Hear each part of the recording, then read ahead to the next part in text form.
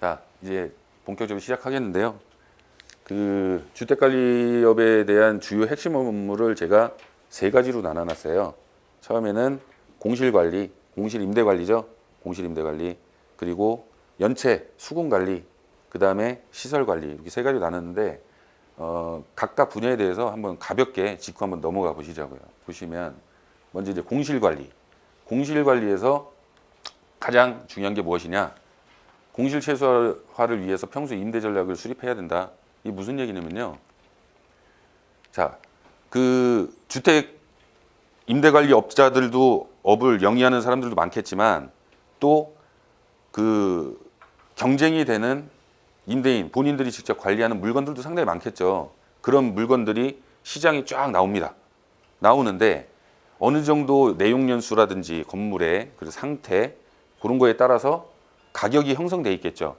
그 가격이 형성돼 있는데 예를 들어서 뭐 원룸이 500만 원에 40만 원짜리 원룸이 있어요. 월세. 500에 40만 원에 대한 물건이 어마어마하게 많겠죠. 어마어마하게 많은 데서도 우수하게 만들라 이거예요. 네? 똑같은 건물이지만 뭐 다른 건물이지만 시설은 거의 비슷해요. 그죠? 근데 가격적인 부분이나 시설적인 부분이나 아니면 별도의 서비스를 제공하는 부분에서 우위적이 돼야 됩니다. 그래야지 경쟁이 되는 타 물건에 비해서 계약률이 높아지겠죠. 그런 말씀 드린 거고, 자세한 거는 후단에 다 나올 거예요. 다시. 그리고 두 번째, 이사 등 자연 공실이 발생했을 때는 청소하고 보수를 완비해서 즉시 입주가 가는 상태를 만들어야 된다. 이건 무슨 얘기냐면요. 이사를 나갔어요. 이사를 나갔는데 사람이 살다 나간 집은 어때요? 지저분할 거 아니에요. 그리고 고장난 것도 많이 있겠죠. 뭐 깨끗이 사신 분도 있겠지만, 근데 그걸 이제 빨리 공실로 전환을 해야 돼. 이제 임대를 넣을 수 있는 상태로 만들어야 되는데 청소가 뭐 이틀, 3일 걸리고 뭐 도배해야 되고 시설물 유지 보수해야 되고 그러다 보니까 막 보름 정도 걸렸어. 그죠? 근데 저는 그러니까 선생님은 보름 정도 걸렸다고 한번 가정을 하시자고요. 저는 하루 만에 유지 보수하고 청소까지 맞춰가지고 바로 매물로 올려놨어요. 그렇게 되면 14일에 대한 그죠? 14일에 대한 임대료를 어떻게 된 거예요? 손실을 보신 거예요. 누가? 임대인이. 누구로 인해서? 네. 그러니까 중요한 거예요. 최대한 빨리 조속히 하셔야 된다는 겁니다. 그게 공실 관리의 핵심 포인트예요. 그 다음에 광고를 해야 되죠. 그냥 공실 이렇게 만들어 놓으면 나갑니까? 안 나가죠. 그럼 광고를 해야 돼. 어떻게 광고해야 돼? 어떻게 광고죠? 집방 다방 다 이렇게 말씀하시더라고. 자, 또 여기서 이제 약간 번외적인 궁금하신 얘기만 살짝 말씀드릴게요. 자, 주택 임대 관리를 해서 내가 한 건물 관리를 해. 그럼 거기에 대한 중개는 전속 중개다. 이런 얘기 많이 들으셨죠? 예, 그게 뭐 한 5동, 10동 가능해요. 그 전속 중개는 건 나 혼자서 단독 중개로 해가지고 이 건물 계속 공실을 해소하고 거기에서 나오는 수수료는 또 나의 수익으로 들어오는 구조거든요. 그죠? 근데 관리 개수가 많아지면 전속 중개 가능하십니까? 못해요. 하고 싶어도 못해요. 그래서 저는 애초부터 전속 중개 안 했습니다. 왜냐? 지금 상태를 생각을 했던 거예요. 물론 한두 동 건물 상태가 좋고 그러한 사항은 임대인하고 협의해서 전속 중개로 계약서 쓰시면 돼요. 그렇게 원하시는 임대인들도 더러 있어요. 이해하셨죠?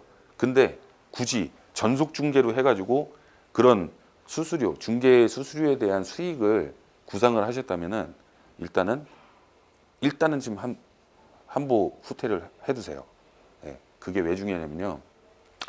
광고를 해야 되는데요. 전속 중개는 나 혼자 광고를 해야 돼요. 근데 집방에 광고하시려면은 한 달에 얼마 드려요? 얼마 줘요? 그 사람들 비싸잖아요. 그러면 저거 다 올리실 거예요? 내가 관리하면 예를 들어서 50동 관리해요. 50동 관리하면요 기본이 곱하기 10이라고 그랬죠. 10 이상인데 간단하게 그러면 500세대 중에 공실률이 한 10%라고 생각해봐요. 그 50채야. 50채 관리해도 50채 전속 중개를 해야 돼 혼자서. 가능할 것 같아요? 안 할 것 같아요? 가능은 하겠지만 쉽지는 않죠.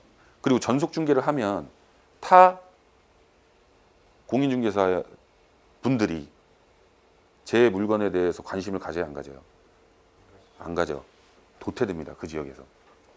그런 위험 부담이 있어요. 네? 그러니까 전체를 다 오픈해서 전속 중개로 가실 생각하지 마시고 특별히 물건이 상당 부분 메리트가 있다. 그리고 시장에 나가도 인기 있는 물건이다. 그러면 전속 중개 가셔도 돼요. 전속 중개 제 마음이에요. 내 마음이야. 공실률만 줄여주면 되거든요. 공실률만 해소해 나가면 되기 때문에 그런 거는 일단은 과감히 접어놓고 광고를 해야 되는데, 그럼 내가 중개업을 하면서도 집방이나 뭐 다방이나 이런데 광고를 하시겠지만 주택 임대 관리에 대한 광고를 해야 되는데 또 돈 나가? 또 돈 나가야 될 거 아니에요, 그죠? 근데 저는 돈 없이 광고하는 법을 알려드릴게요. 그렇게 해서 온라인이나 아니면 지역 광고 아니면 또 인맥, 뭐 징검다리 효과겠죠. 소개, 광고물 등으로 폭넓은 공실 마케팅 전략을 수행하셔야 돼요.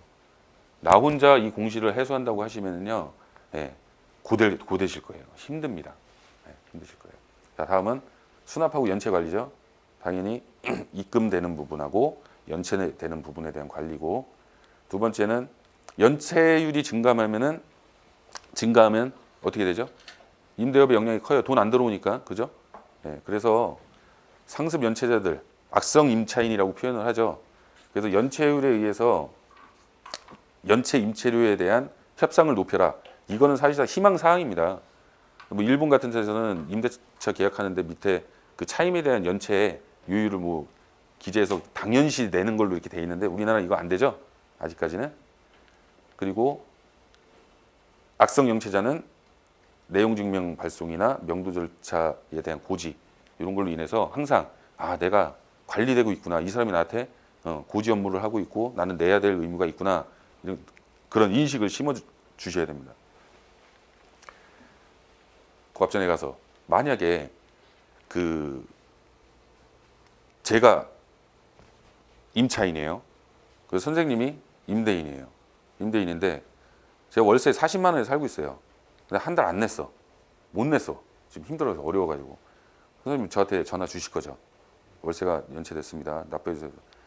사장님, 제가 사실 일하다가 다쳐가지고 지금 3개월 동안 병가 내고 일을 못 하고 있는데 어떻게 좀 사정 좀 봐주시지 못하겠어요? 그럼 뭐라고 하실 거예요?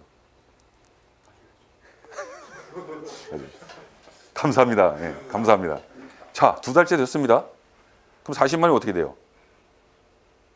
40만 원이 어떻게 돼요? 80만 원 되잖아요. 곱절 되죠? 그래서 또 안 들어오네? 또 전화했어. 전화했더니 아직까지 이게 낫지가 않네요. 3개월이라고 했는데 어떻게 지금 3달만 보증금에서 공제해 주시면 안 될까요? 보증금 300만 원 있잖아요. 뭐라고 하실 거예요?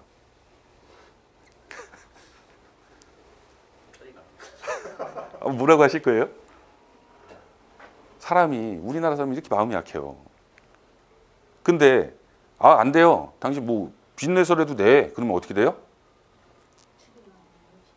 감정 싸움 나죠. 그러면 고객 존중하는 거예요? 못하죠. 어려운 문제예요, 이게. 자, 이제 병 끝났습니다. 3달. 그래서 이제 출근했어요, 저는. 거짓말이 아니었어. 선의의 악성 임차인이라고 표현, 이상한데 선의의 악성 임차인 표현을 해보자고요. 3달째 내야 되는데 얼마 내야 돼, 이제? 120만 원 돼요. 작아요, 커요? 그러면 내기 좋아, 아까워? 아까우신 거예요.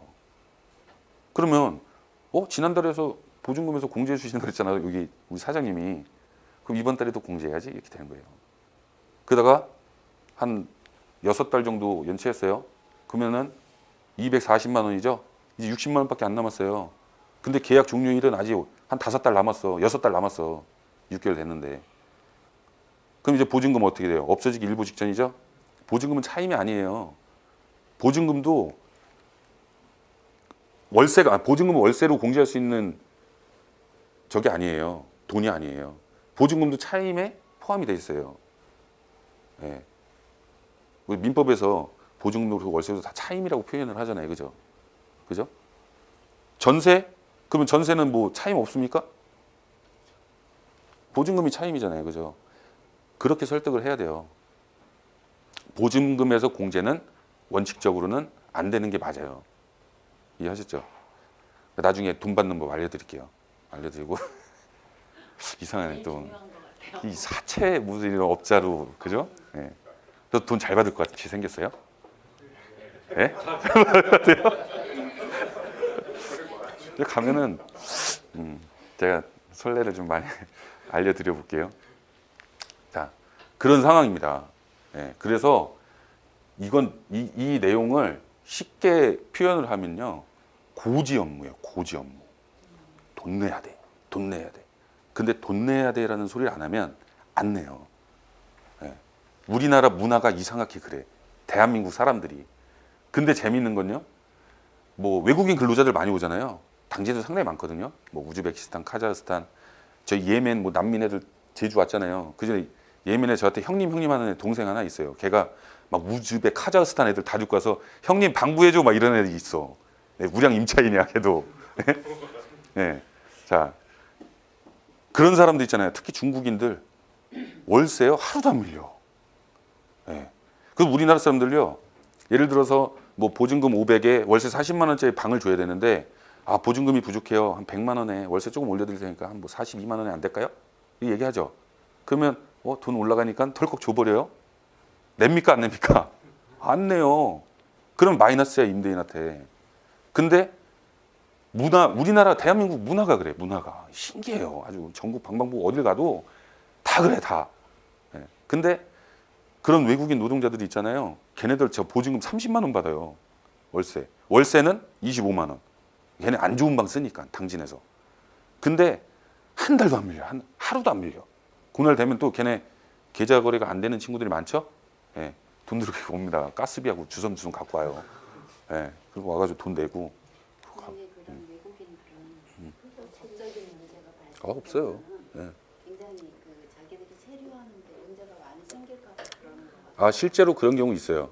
얼마 전에도 있었어요. 중국인인데 그분이 이제 그 원청 업체에 하도급 공사로 들어온 거야. 또 그 사람도 중국인이었대요. 조선족이었겠죠. 예. 근데 거기에 근로자 중 그 사람이 쓰는 팀이라고 했겠죠. 그 팀 중에 한 명이 불법 체류자였어요. 근데 그 불법 체류자를 고용한 그 중국인 외국인 근로자 있잖아요. 추방됐어요. 추방. 살다가 하루 살고. 그러면 이 문이 아니라 명도를 받아야 되잖아요. 우리는. 그리고 보증금도 계약 기간 만기될 때까지 보증금의 여유도 없어요. 그렇다고 문 따고 들어가면 어떻게 돼요? 주거침입이에요. 주거침입. 예, 형사 사건에 휘말리죠. 물론 중국인이라 그럴 리는 없을 거라고 생각하지만 근데 얘가 불법 체류했다 또 언제 올지도 모르잖아. 무턱대고 따고 들어가지 못해. 막 이런 상황이 생겨요. 예, 다행히 해결은 잘 됐지만 그런 부분이 있는데 그런 부분까지 저희가 신경은 써야겠지만 해결할 수 있는 역량은 아무도 없어요. 예, 불강력적인 사항이란 말이에요. 임대인이 임대를 놔도 하는 거야. 다만 제가 임의적으로 판단을 해서 대리 행위를 임대인의 동의 없이 임의로 막 했다? 예, 그건 문제가 되겠지만 사전에 계약하기 전에 어떻게 해요? 임대인하고 상의를 하죠. 그죠? 그렇기 때문에 크게 계약상의 문제가 생기는 것 뿐이지 예, 우리 임대관리업상의 문제가 생긴다고 보지는 않아요.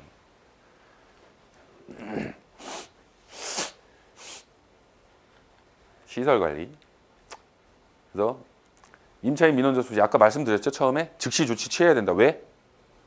이 즉시 안 해주면 임차인은 불편해하죠. 또 안 해주면 기분 나쁘죠. 어디로 가요 얘가? 여기로 갑니다. 여기로. 네, 여기로 가요 바로. 네, 바로 가겠죠. 네. 자, 그리고 본질적인 주택 기능을 유지 관리하는 건 당연한 거고 가장 중요한 겁니다. 더 큰 비용이 발생하기 전에 사전에 방지할 수 있는 게 상당히 중요해요.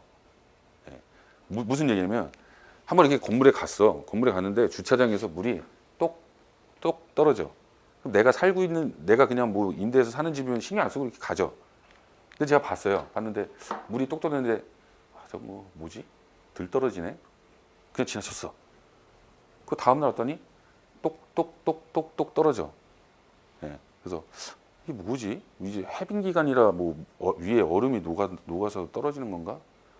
왔어. 저녁에 전화 오죠. 난리 났어요. 주차장에 물 받아댔어요. 막 이렇게 나오죠. 그러한 부분들을 놓치시면 안 된다는 거예요. 예. 실제로 이게 무슨 내용이냐면요. 여러분들 아파트에 사시는 분 계십니까? 다 아파트 사세요? 그래요? 저 아파트 안 살았어. 아파트에 살다 보면 엄청난 한파가 옵니다. 그러면서 뭐라고 방송해요? 예, 뭐라고 방송? 온수트라는 안 하고 세탁실, 예, 세탁실 사용을 자제해 주세요, 금지해 주세요. 얘기 나오죠? 왜겠어요?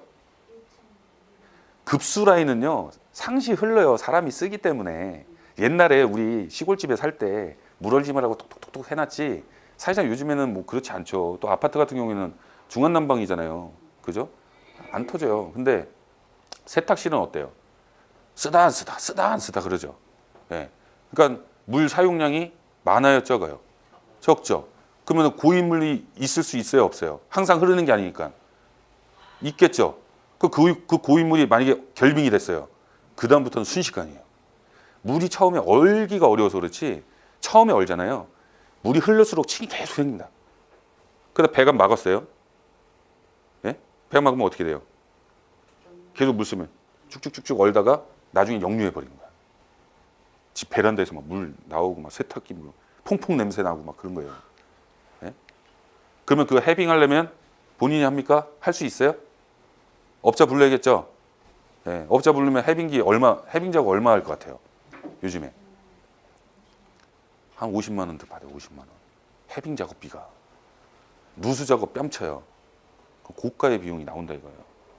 예, 그죠? 그런 부분 사전에 뭐 한파가 온다 그러면 빨리 임차인들한테 고지를 하고 안내문을 게시를 해서 세탁실 사용을 금지해 주세요. 그런 거 해야 되는 거예요. 평소에는 사소하게 넘어갈 수 있지만 이제는 그게 사소한 게 아니고 그런 부분에 집중해서 체크를 하셔야 되는 겁니다. 자, 그리고 무엇보다 임대인에게 작은 유지보수 등 발생하는 유지보수비, 특히 뭐가 절감이 될까요? 인건비. 이거 나중에 설명드릴게요.